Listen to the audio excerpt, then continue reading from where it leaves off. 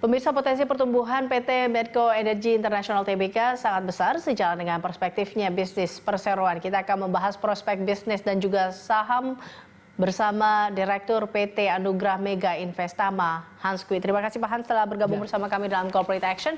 Pak Hans, kita lihat Medco kali ini ya, di mana dia mengaktifkan kembali Blok A di Aceh. Nah, Anda melihatnya seperti apa? Ya, memang kalau kita lihat dia kan mau naikin target produksi dia dari 110.000 ya gitu. Jadi setelah ada akuisisi dia harus naikin produksi dia gitu. Jadi kalau kita menurut kita sih cukup bagus ya dia mengaktifkan kembali supaya produksi dia bisa meningkat naik ke atas. Tapi cukup menarik ketika ia mengatakan targetnya ini juga tidak ada ya tadi ya, target tetap pada yang diharapkan atau yang ditetapkan, mengingat bahwa sekarang kan juga banyak gonjang-ganjing terkait perekonomian kita di mana COVID-19 dan belum lagi perang kemarin, perang Amerika Tiongkok segala macamnya itu. Nah, Anda melihat bahwa ini tidak terlalu terdampakkah dengan target mereka sehingga mereka optimis targetnya tetap seperti itu? Iya, target produksi mungkin mereka bisa tetap naikkan ya, tapi masalah besar yang dihadapi itu harga minyak ya. Harga minyak kan kalau kita lihat di minggu lalu turunnya cukup banyak ya, sampai 20% lebih gitu. Pasti ini nanti mempengaruhi kinerja mereka gitu.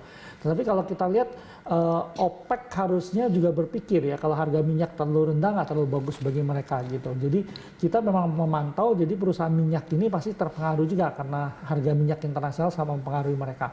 Nah, kalau kita lihat kemarin OPEC kan gagal memenuhi kesepahaman ya. Jadi Arab Saudi minta penurunan produksi 1,5 juta barel, tetapi Rusia tidak mau mendukung gitu. Tetapi sebenarnya masalah besar adalah produksinya dari Arab Saudi sendiri itu 9 juta, 10 juta barel per hari gitu. Jadi dia yang sangat tinggi sekali gitu. Jadi harapannya dia memotong produksinya gitu. Tapi kalau kita lihat perang yang terjadi di sana juga terkait dengan Amerika ya. Jadi ada perubahan yang terjadi di industri minyak ini. Dulu minyak sangat primadona sekali, tetapi setelah Amerika menemukan shale oil dan shale gas ini jadi agak berubah gitu.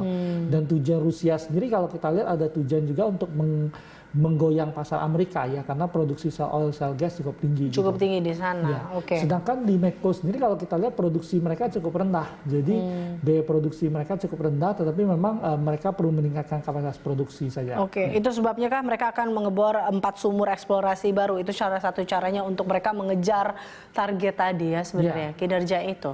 Iya betul, jadi kalau dia mengejar target produksi, yang kedua adalah kalau kita lihat sendiri structure dari pendapatan Medco sendiri, itu kalau kita lihat 77% itu di luar minyak gitu, jadi cuma 23%-an di minyak gitu. Nah sebagian besar 59% itu dia datangnya dari gas gitu. Dan yang menarik bahwa gas mereka itu 60% kontraknya jangka panjang, jadi cukup stabil bagi dia. Yang pertama. Yang kedua adalah 18%-nya dari listrik gitu. Nah listrik ini mereka juga punya kontrak dengan, jadi cukup stabil. Nah yang terpengaruh cuma minyak di sana. Tetapi pola cost recovery yang mereka pakai, jadi mereka kalau bisa tingkatkan produksi ada cost recovery balik, itu akan tekan biaya mereka. Di tengah memang tantangan tadi yang kita bilang harga minyak yang akan turun, dan kita belum tahu minyak ini turun sampai mana karena ada COVID-19 ya, coronavirus ini memang menyebabkan perlambatan ekonomi dunia ya. Model lockdown yang dilakukan di beberapa negara ini akan menyebabkan pertumbuhan ekonomi dunia melambat, tentu demand minyak akan lambat gitu. Nah ini akan menyebabkan harga di dunia akan agak tertekan turun. Oh oke, baik. Berarti kalau kita lihat secara fundamental cukup stabil dong ini, Anda melihatnya seperti itu dari Medco ini? Iya, karena dia kontribusi pendapatan sebagian besar kan dapatnya dari yang udah pasti cukup aman ya gitu. Dan minyak ini nanti untuk mendorong dia ya untuk naik turun mereka sendiri. Oke, ini kan kita juga lihat ya, salah satu strategi yang sering dilakukan oleh Medco adalah suka untuk menjual dan juga membeli tambang dan sumur. Anda melihat bahwa ini adalah salah satu cara efektif yang dilakukan oleh korporasi seperti itu, Anda melihatnya?